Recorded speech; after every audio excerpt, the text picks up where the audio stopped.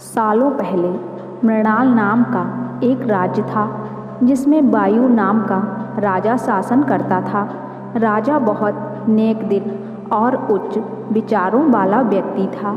वह सबके साथ समान व्यवहार करता था, चाहे वह कोई निम्न जाति का व्यक्ति हो या फिर कोई उच्च जाति का।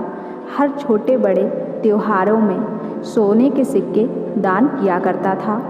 दान लेने के लिए दूर दूर से लोग राजा के महल में पहुंचा करते थे। राजा बहुत दयालु था। एक बार त्योहार में राजा गरीबों को दान बांट रहा था तो दूर बैठी एक सुंदर सी परी राजा को देख रही थी।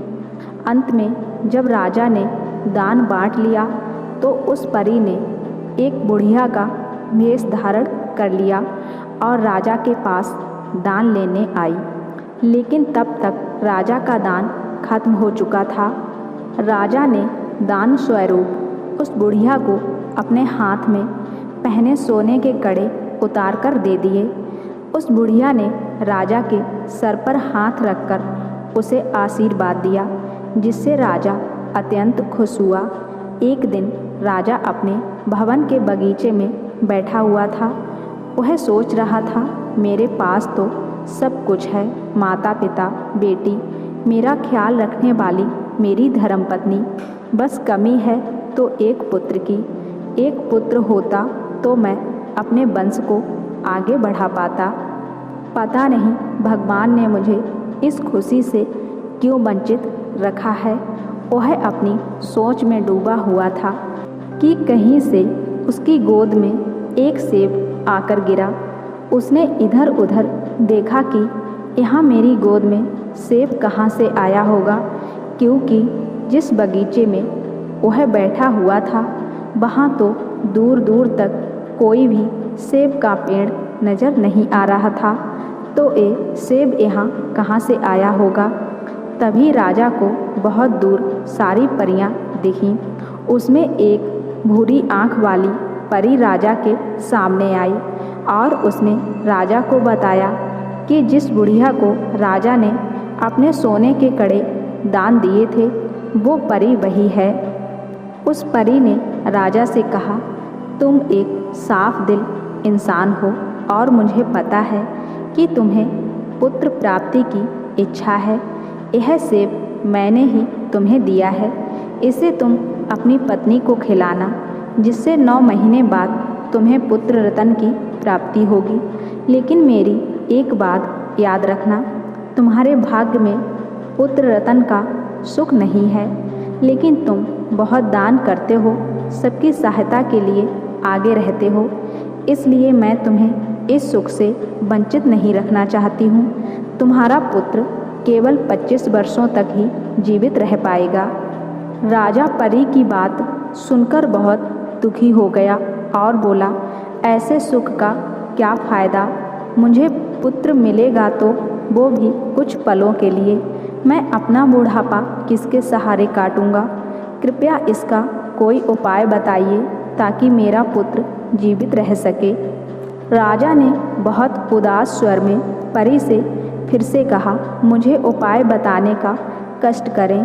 राजा की पीड़ा देखकर परी बोली, जब तुम्हारे पुत्र की 25 वर्षों तक जीवित रहने के बाद उसकी मृत्यु होगी तब तुम उसे एक बड़े से संदूक में रखकर उस संदूक के चारों ओर पानी के घड़े रखकर उस संदूक को किसी को बिना बताए बगीचे में कहीं रख देना। इतना कहकर वो परी वहाँ से चली गई। राजा भी उदास मन लेकर अपने महल में आ गया। उसने यह सब बातें अपनी धर्म पत्नी को बताईं। पुत्र प्राप्ति की बात सुनकर उसकी पत्नी ने वो सेब खा लिया। 9 महीने बाद राजा को पुत्र की प्राप्ति हुई। राजा ने अपने पुत्र को देखकर इतना खुश था कि वो ये बात भूल गया कि उसके पुत्र का जीवन काल सिर्फ 25 वर्षों का ही है। उसने अपने महल में भव्य आयोजन रखा। जश्न में शामिल होने के लिए दूर दूर से मेहमान बुलाए गए। खुशी में डूबे राजा ने अपने पुत्र का नाम शिवा रखा। धीरे धीरे समय बीतता गया। राजा बूढ़ा हो गया और राजकुमार शिवा 25 साल के हो गए। राजकुमार काफ़ी अच्छे स्वभाव के थे। उनके लिए दूर दूर से राजकुमारियों के विवाह के प्रस्ताव आने लगे। राजा ने अपने बेटे का विवाह दूर देश की राजकुमारी से करा दिया, जो कि सर्वगुण संपन्न थी और बहुत बुद्धिमान थी। उसका नाम सुनैना था। एक दिन राजा को ध्यान आया कि उसके पुत्र को कुछ ही दिनों में 25 वर्ष पूरे होने वाले हैं। राजा चिंतित हो गया। उसे परी की बात याद आ गई और कुछ दिन बाद अचानक उसके बेटे की मृत्यु हो गई। परी के कहे अनुसार राजा ने एक बड़े संदूक में अपने बेटे को रखा। उसके चारों ओर पानी से भरे घड़े रखे और उसे बगीचे के एक कोने में रखवा दिया। खुशियों से भरा महल कुछ ही पल में सनसनी से भर गया। राजा का मन भी किसी काम में नहीं लगता था। वह दिन रात अपने बेटे को याद करते रहते। समय बीता और शिवा की मृत्यु को 2 साल हो गए। एक दिन महल में एक आदमी आया जो कि दिखने में बहुत गरीब था। उसने कुछ खाने को मांगा। सुनैना ने उसे भोजन कराया और कुछ वस्त्र दिए, सोने के सिक्के भी दिए। जब वो गरीब व्यक्ति महल से जा रहा था तो सुनैना की नज़र उस आदमी की उंगली पर पड़ी जिसमें उसने सोने की अंगूठी पहन रखी थी और वह अंगूठी हूबहू वैसी थी जो उसके पति शिवा पहना करते थे। सुनैना ने उस आदमी को आवाज़ दी और पूछा, यह अंगूठी तुम्हें कहाँ से मिली है? यह तो मेरे पति की है, जिन्हें संदूक में बंद करके बगीचे में रखा है। उस आदमी ने डर से सारी बातें बता दी और बोला, ये मुझे उसी संदूक के पास से मिली है। सुनैना ने यह सुनकर वहाँ जाने की जिद की। उस आदमी ने कहा, वह बगीचा अब घने जंगल में बदल गया है।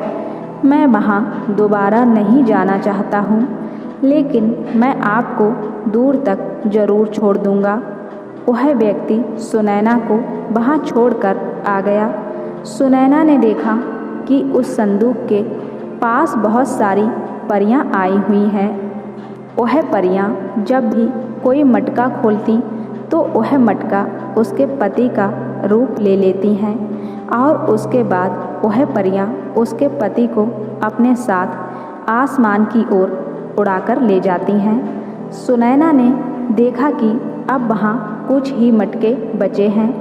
3-4 दिन तक भूखे प्यासे सुनैना यह सब देखती रही। एक दिन जब परियां वहाँ नहीं थी तो सुनैना ने पास जाकर वह संदूक खोला। संदूक के अंदर राजकुमार जीवित था। वह अपने पति को जीवित देखकर बहुत खुश हुई। वह उससे घर चलने की जिद करने लगी तो राजकुमार ने कहा, मैं इस धरती पर परियों के आशीर्वाद से आया हूँ और मैं इस तरह नहीं जा सकता। तुम एक काम करो, इससे पहले कि परियां सारे मटके खोल दें, तुम एक मटका ले जाओ और घर में कहीं छुपा देना, जिससे कुछ समय बाद तुम्हारा एक जादुई पुत्र होगा। लेकिन उस पुत्र की आयु भी सिर्फ 25 साल ही होगी। इसलिए पुत्र जन्म के बाद तुम एक जश्न का आयोजन करना, जिसमें तुम परियों को भी बुलाना। परियां उस बच्चे को देखकर समझ जाएंगी कि वो बच्चा तुम्हारा नहीं है। वो उसे तुमसे वापस मांगेंगी। तब बदले में तुम उनसे उनकी जादुई शक्तियाँ मांगना। परियों के लिए उनका जादू सबसे प्रिय होता है। उसके बिना उनमें कोई शक्ति नहीं रहती। अगर वो अपना जादू तुम्हें ना दें तो तुम आशीर्वाद के रूप में मुझे जीवित करने की मांग रख देना। शिवा की बात मानकर सुनैना वहाँ से एक मटका लेकर चली गई। महल में पहुंचकर उसने सारी बातें अपने सास ससुर को बताई। और उसने मटके को घर में छिपा दिया। 9 महीने बाद उसे पुत्र की प्राप्ति हुई और महल में शानदार दावत रखी गई। परियों को जब यह सब पता चला तो वो भी महल में आ गईं और सुनैना से बच्चा मांगने लगीं। शिवा के कहे अनुसार सुनैना ने बच्चे के बदले परियों से उनका जादू देने को कहा। परियों को जादू प्रिय था तो उन्हें जादू के बदले कुछ और मांगने को बोला। तब सुनैना ने कहा, मुझे मेरे पति का जीवन दान चाहिए। मैं उनके साथ अपना पूरा जीवन व्यतीत करना चाहती हूँ। परियों ने सुनैना की बात मान ली और उसके पति को जीवित कर दिया। बदले में परियां वो बच्चा ले गईं। कुछ समय बाद सुनैना फिर से गर्भवती हुई और उसने एक सुंदर से राजकुमार को जन्म दिया। दोस्तों, तो इस कहानी से हमें यही सीख मिलती है कि हर किसी के साथ विनम्रता दिखानी चाहिए। हमारे अंदर दया की भावना होनी चाहिए। इस कहानी में परियां, राजा, रानी और उनके बच्चे सब लोग दयालु थे, इसलिए उनके साथ अच्छा ही हुआ। आप भी दयालु बनने की कोशिश कीजिए, आपका भी अच्छा ही होगा।